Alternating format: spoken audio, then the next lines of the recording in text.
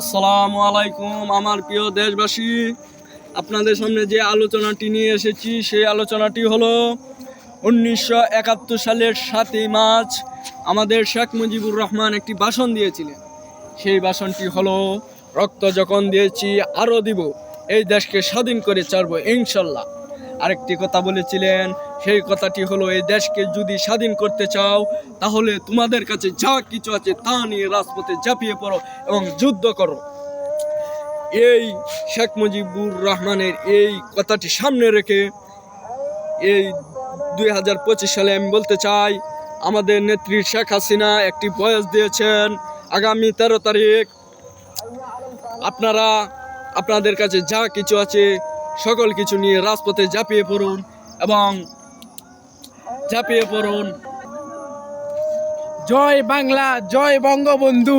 লৌডি বইটা রেডি করো, এই দেশকে রাজাকার মুক্ত করো। জয় বাংলা, জয় বঙ্গবন্ধু। জয় বাংলা, জয় বঙ্গবন্ধু।